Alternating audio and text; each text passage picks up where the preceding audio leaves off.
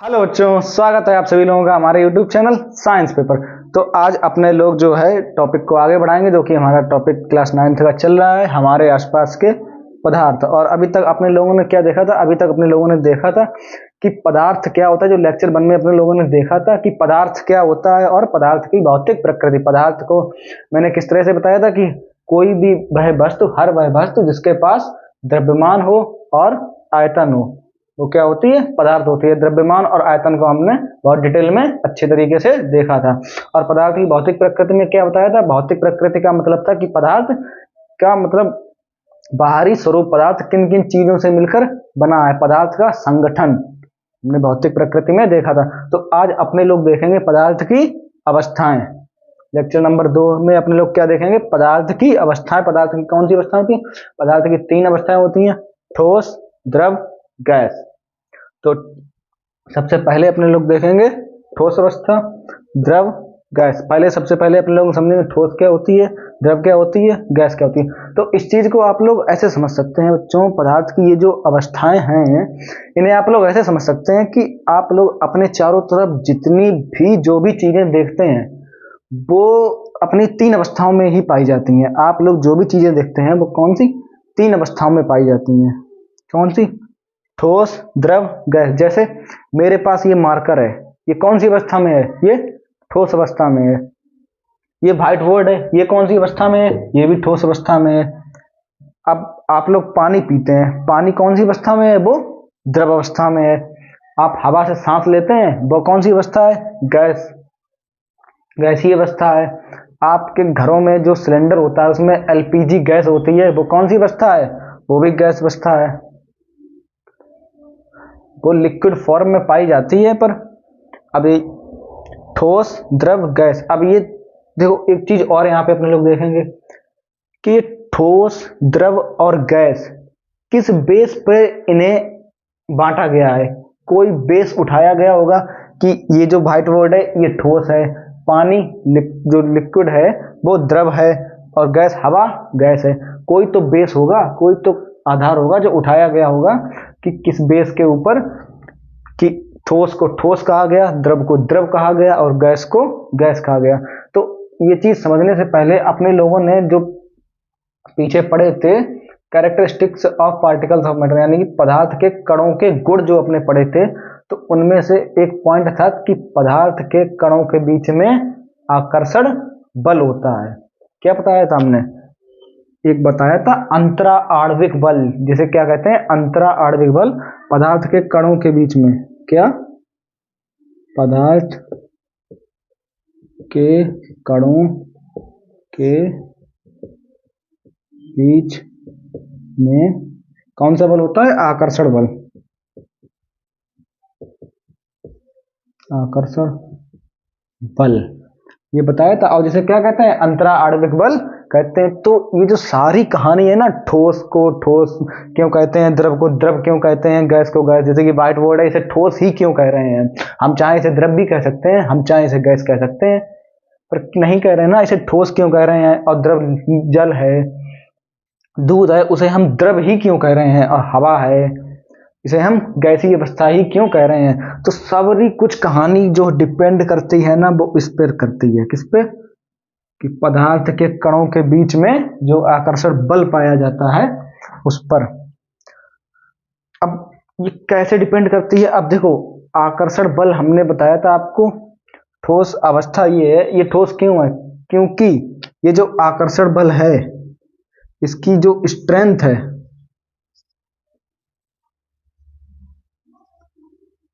इसकी जो स्ट्रेंथ है वो ठोस में सबसे ज्यादा है। ये आकर्षण बल ठोस जो होते हैं, जो ठोस के पदार्थ के कण होते हैं, ठोस के कण होते हैं, उनके बीच में आकर्षण बल सबसे ज्यादा होता है। सबसे ज्यादा मतलब इतना ज्यादा होता है। जैसे ये ठोस मतलब ये सॉलिड है, ये ठोस अवस्था है, इसे ये आकर्षण बल ना इनके कणों को इतने पास पास पास पास बांध के रखा है, इतने स्ट्रेंथ है, इतनी मजबूती से है ये आकर्षण बल कि इसके पदार्थ के जो कण है वो इधर उधर मूव ही नहीं कर सकते। क्या? इधर उधर मूव ही नहीं कर सकते हैं, इसीलिए इसे ठोस अवस्था कहा गया। अब द्रव में क्या है? द्रव में ये आकर्षण बल है पर ठोस की अपेक्षा कम है। जैसे कि द्रव का ये खेल होता है अगर संरचना देखी जाए तो। और ठोस का खेल क्या निकलेगा, ये बिल्कुल ही पास पास, मतलब बिल्कुल ही जगह नहीं है। पर अगर ठोस के कणों को देखा जाए और द्रव के कणों को देखा जाए तो द्रव के कणों के बीच में आप देखिए स्पेस है, तो द्रव के कण क्या कर सकते हैं, मूव कर सकते हैं इधर उधर, इसीलिए इसे द्रव कहते हैं। अब गैस के जो कण होते हैं उनके बीच में ये आकर्षण बल लगभग लगभग कैसा होता है, नगण्य, मतलब ये लगभग लगभग होता ही नहीं है। अब आप खुद सोचिए, जिन पदार्थ के कणों के बीच में आकर्षण बल ही नहीं है तो फिर वो तो फ्रीली मूव कर सकते हैं ना, स्पेस, उनके बीच में तो स्पेस ही स्पेस है, क्योंकि आकर्षण बल लगभग लगभग नगण्य है ही नहीं। तो आकर्षण बल के आधार पर, क्यों, ठोस में ठोस के पदार्थ के कणों के बीच में आकर्षण बल सबसे ज्यादा होता है, इसलिए इसे ठोस कहते हैं। द्रव के पदार्थों के बीच में ठोस से कम होता है और गैस के कणों के बीच में लगभग लगभग नगण्य होता है। तो हो सकता है अभी तक आपको ये समझ में आया होगा कि ठोस को ठोस क्यों कहते हैं, द्रव को द्रव क्यों कहते हैं और गैस को गैस क्यों कहते हैं। तो अब अपने लोग देखेंगे ठोस द्रव गैस। अब अपने लोग ये अवस्थाएं देखेंगे, पदार्थ की अवस्थाओं को। पदार्थ की सबसे पहले जो अवस्था देखेंगे वो अपने देखेंगे ठोस अवस्था।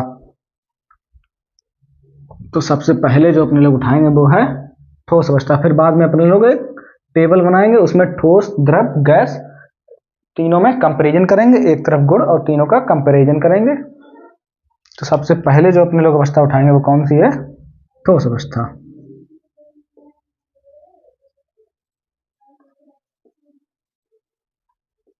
तो बच्चों ठोस अवस्था क्या होती है ना, कि इसकी डेफिनेशन कुछ इस प्रकार से है कि पदार्थ की वह अवस्था जिसका आकार तथा आयतन निश्चित होता है, ठोस अवस्था कहलाती है। क्या डेफिनेशन लिखिएगा ठोस अवस्था की, पदार्थ की वह अवस्था जिसका आकार तथा आयतन निश्चित होता है, ठोस अवस्था कहलाती है। क्या निश्चित होता है, आकार व आयतन। अब आकार व आयतन, अब जैसे कि ये है, ये व्हाइट बोर्ड है, इसका ये आकार है, ये मार्कर है, ये कौन से शेप में है, सिलेंड्रिकल शेप में है। तो ठोस अवस्था का क्या होगा कि आकार व आयतन, आयतन मतलब कोई भी चीज कितनी जगह घेर रही है।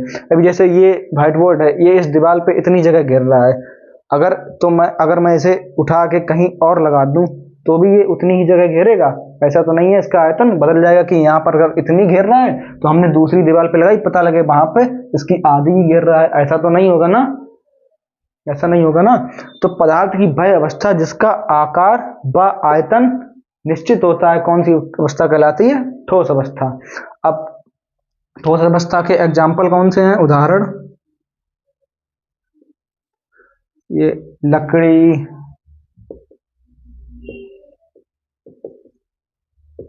लकड़ी, लोहा, लोहा की सॉलिड स्टेट, लोहा वैसे 3 स्टेट में पाया जाएगा अगर किया जाए तो, लकड़ी, लोहा, ये व्हाइट बोर्ड, ये सारे, ये जितनी भी चीजें आप लोग अपनी चारों तरफ ज्यादातर देखते हैं वो ठोस अवस्था है। अब अपने लोग देखते हैं द्रव अवस्था। अभी बाद में अपने लोग एक टेबल बनाएंगे, सारे के गुण उठाएंगे हर एक अवस्था के, फिर कंपैरिजन करेंगे कि दृढ़ता क्या होती है, संपीड्यता क्या होती है, तरलता क्या होती है। अभी अपने लोग ये सब गुण देखेंगे। और दूसरा जो है अपना द्रव अवस्था, द्रव अवस्था पदार्थ की, अब इसको किस प्रकार समझेंगे, पदार्थ की वह अवस्था जिसका आयतन तो निश्चित होता है पर आकार अनिश्चित होता है। क्या आयतन निश्चित है पर आकार अनिश्चित, आयतन कैसा है, आयतन निश्चित है और आकार अनिश्चित। हमें पता है आप लोग कंफ्यूजन में हो गए होंगे इस चीज से। आयतन निश्चित, आकार अनिश्चित। आयतन क्या होता है कि कोई भी वस्तु कितनी जगह घेर रहा है, वो क्या होता है, आयतन। अब जैसे कि इस चीज को ऐसे समझिए कि आपके पास एक बोतल है, कितनी, 1 लीटर की, और उसमें क्या है, पानी भरा हुआ है, मतलब 1 लीटर पानी है आपके पास बोतल में। अब तो उसका आयतन कितना हो गया, 1 लीटर। अब क्या करोगे, अभी उसका आप आकार देखो, जब वो पानी बोतल में है तो उसका आकार कैसा है, जो बोतल का आकार है वही उस पानी का आकार है। अब जब इस बोत पानी को आपने मान लो कर दिया एक कटोरी में, कर दिया बड़ी सी कटोरी में, तो आप देखोगे कि जो कटोरी का आकार है वही अब पानी का आकार है, द्रव अवस्था का आकार है। तो और आयतन, पानी बोतल में भी 1 लीटर था, कटोरी में भी 1 लीटर है, तो आयतन तो निश्चित हुआ ना, पर आकार अनिश्चित हो गया। अभी आप कटोरी से किसी और कंटेनर में डाल दो तो उसका शेप ले लेगा। मतलब ये क्या करते हैं कि इनका कोई निश्चित आकार नहीं होता है, जो कंटेनर का आकार होता है उसी का आकार ये ग्रहण कर लेते हैं, और आयतन निश्चित होता है। तो पदार्थ की वह अवस्था, आप डेफिनेशन लिखिएगा, पदार्थ की वह अवस्था जिसका आयतन तो निश्चित होता है पर आकार अनिश्चित होता है, द्रव अवस्था कहलाती है। पदार्थ की वह अवस्था जिसका आयतन निश्चित होता है व आकार अनिश्चित होता है, द्रव अवस्था कहलाती है। अब अपने लोग देखेंगे गैसीय अवस्था।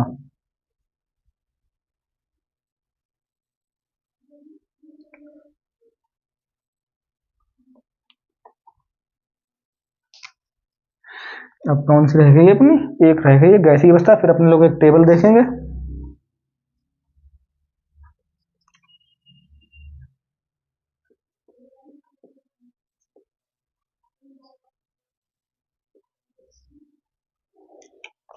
अब इसकी डेफिनेशन कुछ इस प्रकार देगी कि पदार्थ की वह अवस्था, अभी तक अपने लोगों ने अच्छा उसमें क्या देखा था, ठोस अवस्था में, कि पदार्थ की वह अवस्था जिसका आकार व आयतन दोनों निश्चित होते हैं, और गैस द्रव अवस्था में कि पदार्थ की वह अवस्था जिसका आकार तो कैसा होता है, आकार तो अनिश्चित होता है पर आयतन निश्चित होता है, कौन सी, द्रव अवस्था कहलाती है। अब गैसीय अवस्था में क्या है, इसमें निश्चित नहीं है कुछ भी, ना आकार निश्चित है ना आयतन निश्चित है, कि पदार्थ की वह अवस्था जिसका आकार व आयतन निश्चित नहीं होता है गैसीय अवस्था कहलाती है, या पदार्थ की वह अवस्था जिसका आकार व आयतन अनिश्चित होता है गैसीय अवस्था कहलाती है।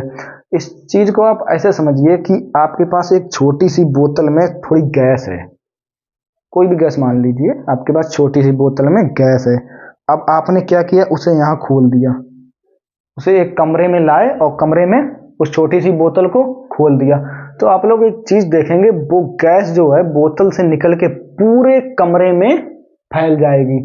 मतलब अब जो गैस छोटी सी बोतल में थी वो पूरे कमरे में फैल गई, यानी कि पूरे कमरे जितना आकार उसने ले लिया। पहले सिर्फ छोटी सी बोतल जितना आकार था, अब पूरे कमरे के आकार के बराबर हो गई।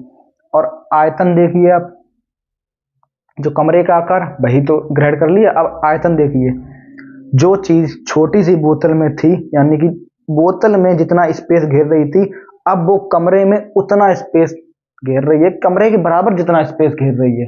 जो चीज बोतल में थोड़ा सा स्पेस, बोतल जितना स्पेस घेर रही थी, जगह घेर रही थी, अब वो इस कमरे जितना स्पेस घेर रही है, जगह घेर रही है, तो फिर आयतन भी तो अनिश्चित हुआ। और आयतन क्या होता है, घेरे गए स्थान को ही आयतन कहते हैं किसी भी वस्तु द्वारा। तो इसका आकार व आयतन दोनों अनिश्चित होते हैं। क्या, आकार व आयतन दोनों कैसे होते हैं, अनिश्चित।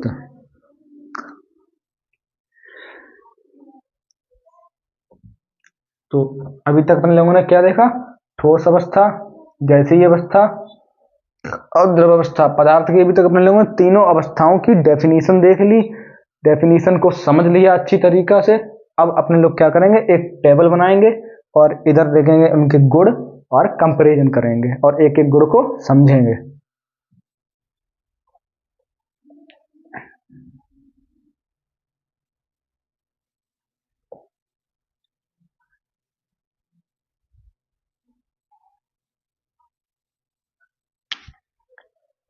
तो इधर अपने लोग ले लेते हैं गुण इधर ठोस, इधर ये हो गया द्रव और ये हो गया गैस। थोड़ा दूर दूर कर लेते हैं, थोड़ा दूर दूर करते हैं कि इधर फिर ये साइड में हो रहा है गुड़ वाला।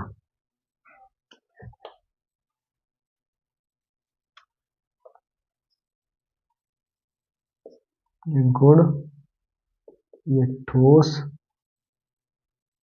ये द्रव और ये गैस।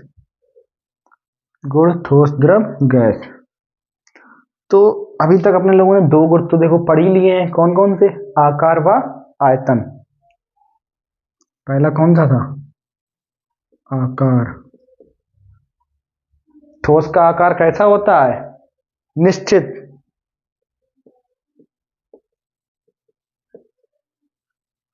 द्रव का आकार निश्चित होता है या आयतन निश्चित होता है? आयतन निश्चित होता है, आकार अनिश्चित। बताया था कि अगर बोतल में है तो बोतल जैसा आकार ले लेगा, कटोरी में जाएगा तो कटोरी जैसा आकार ले लेगा। द्रव का आकार अनिश्चित और गैस का, इसका तो कुछ भी निश्चित ही नहीं होता, ना आयतन ना आकार।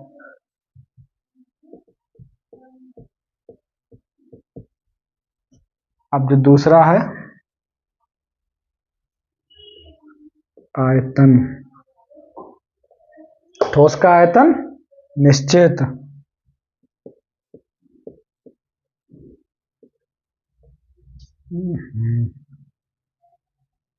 ये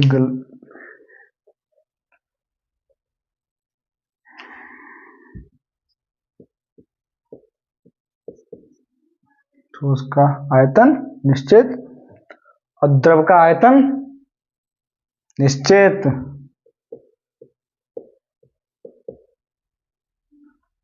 गैस का कुछ भी निश्चित ही नहीं है, अनिश्चित। आकार, आयतन सब अनिश्चित।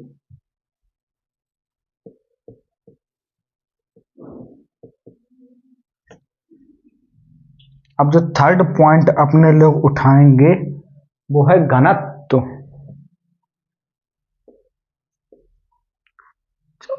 घनत्व को इंग्लिश में कहते हैं डेंसिटी। अब घनत्व को आप किस प्रकार समझ रहे हैं? घनत्व को आप ऐसा समझिए, घना, जैसे कि इसमें देखो मैटर में जो अवस्था है इनमें घनत्व से क्या मतलब है कि इनके कण कितने पास पास हैं। जैसे लोग बोलते हैं ना घना जंगल, घना जंगल का क्या मतलब है कि घना जंगल में पेड़ पौधे वगैरह सब बहुत पास पास हैं। तो घनत्व का क्या मतलब है कि जो पदार्थ के कण होंगे वो बहुत पास पास होंगे। अब ये आप पढ़ चुके हो कि किसमें पास पास होते हैं, किसमें दूर दूर होते हैं, तो ये आप बता सकते हैं कि घनत्व किसका अधिक होता है, किसका कम होता है। सबसे ज्यादा किसका होता है? ठोस का। इसका होता है सबसे अधिक, सबसे अधिक। और द्रव का ठोस से कम, इसका ठोस से कम। और गैस का, इसका सबसे कम।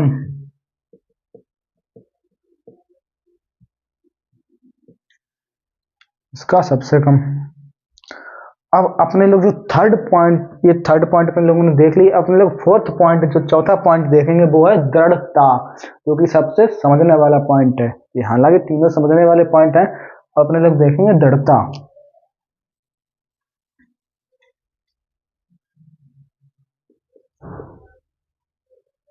दृढ़ता,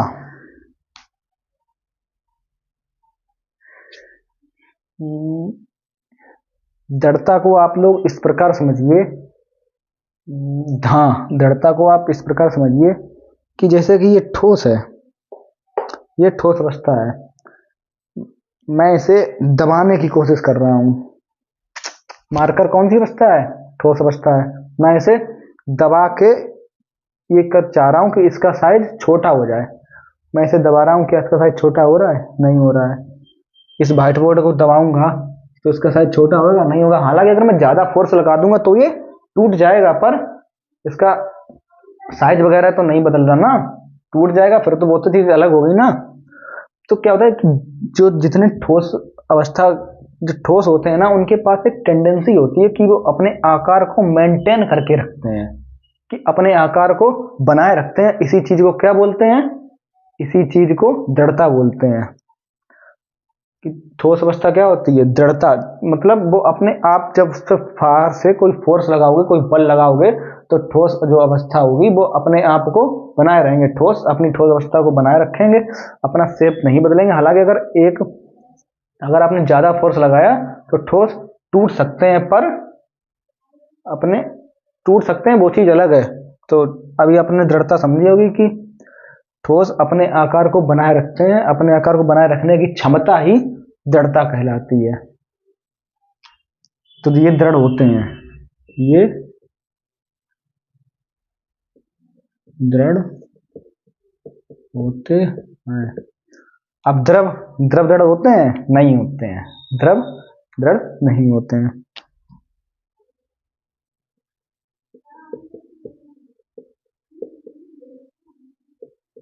गैस भी नहीं होते हैं।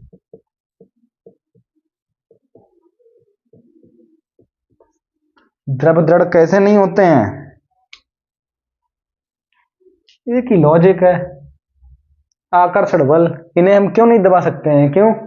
क्योंकि इनके बीच में, ठोस के बीच में आकर्षण बल बहुत ज्यादा है, और द्रव के बीच में आकर्षण बल ठोस से कम है। गैस के बीच में तो सबसे ही कम है, लगभग लगभग नगण्य है।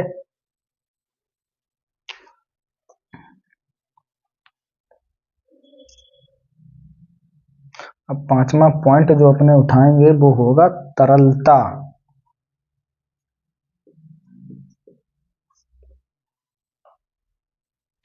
तरलता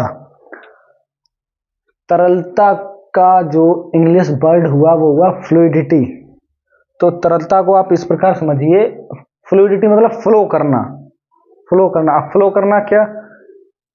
तरलता को ऐसे देखिए, जैसे कि मेरे पास एक बोतल है, बोतल में पानी है, दूसरे हाथ में गिलास है। तो जब मैंने बोतल से गिलास में पानी कर रहा हूं, तो एक चीज देखिएगा कि पानी गिलास में भी जा रहा है, पानी बोतल में भी है, और गिलास और बोतल के बीच में जो स्पेस है, जो खाली जगह है, पानी वहां पे भी है। तरलता मतलब बहना। तो बहने का गुण किसके पास होता है? अब ये ठोस अवस्था है, ये तो नहीं बह सकती ना। क्यों? क्योंकि इसके कण ही इतने पास पास होते हैं। तो ये जो तरलता का गुण होता है, ये द्रव के पास होता है और गैस के पास होता है। ये तरल नहीं होते,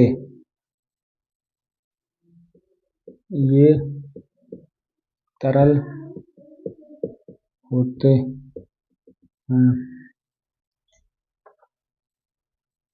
ये भी तरल होते हैं, ये तरल होते हैं। ये 5 पॉइंट अपने लोगों ने उठा लिए हैं। अब एक चीज देखना बच्चों, दृढ़ता में अभी आपको एक चीज बताते हैं। सॉलिड स्टेट में, हाँ, सॉलिड स्टेट में एक चीज देखिए, आपने रबड़ देखी है खींचने वाली? रबड़ को तो जब आप खींचते हो, अभी मैंने आपको क्या बताया कि सॉलिड जो ठोस होते हैं उनका आकार निश्चित होता है।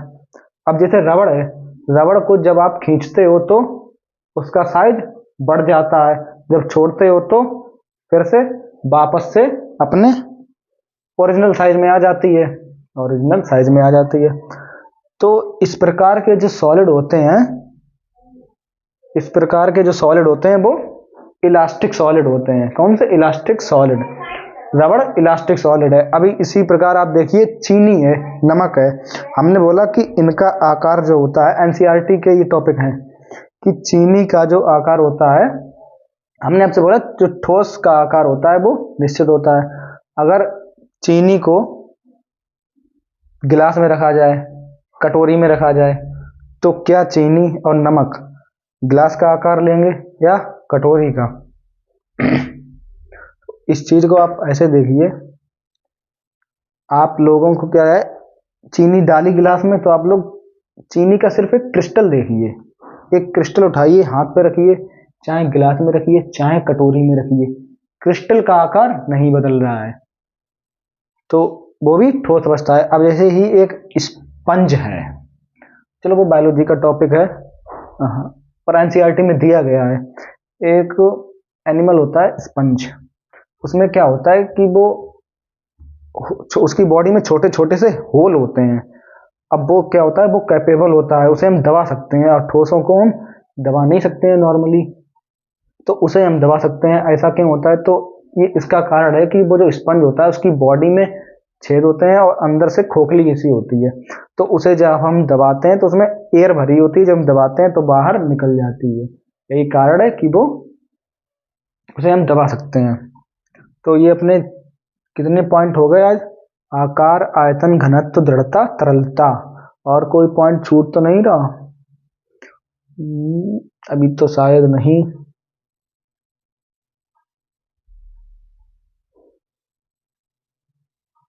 हाँ, एक पॉइंट और छूट रहा है, संपीड़ितता।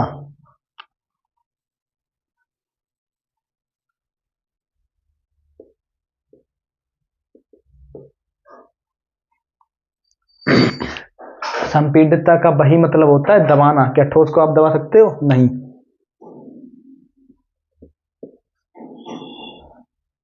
पानी को दबा सकते हो?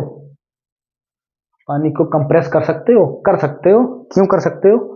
क्योंकि उनके पार्टिकल्स के बीच में स्पेस होता है। इसमें हाँ, ये कैपेबल है। गैस और भी ज्यादा कैपेबल है। कैसे? अपने जो घर पे आती है एलपीजी, लिक्विड पेट्रोलियम गैस, और जो गाड़ियों में लगी होती है सीएनजी, कंप्रेस्ड नेचुरल गैस, वो क्या है, वो कंप्रेस्ड फॉर्म में ही होती हैं, तो उन गैस को हम दबा सकते हैं। तो ये अभी अपने लोगों के हो गए पदार्थ की अवस्थाएं, और ये उनके गुण। सबसे पहले अपने लोगों ने देखा पदार्थ की एक एक अवस्था को, ठोस अवस्था को, द्रव अवस्था को, गैस अवस्था को। फिर अपने लोगों ने क्या, पदार्थ के गुण देखे, एक टेबल बनाई, उसमें सबका कंपेरिजन किया और अच्छे से देखा पॉइंट को। घनत्व क्या होता है, दृढ़ता क्या होती है, तरलता, संपीड़ितता, सभी कुछ देख लिया। तो आज के लिए धन्यवाद। और ये लेक्चर नंबर 2 है। अब लेक्चर नंबर 3 में अपने लोग उठाएंगे कि पदार्थ की अवस्थाओं का परिवर्तन एक दूसरे में, ठोस का द्रव में, द्रव का गैस में, फिर उल्टा इनका देखेंगे। तो ठीक है, आप लोग पढ़ाई करते रहिएगा।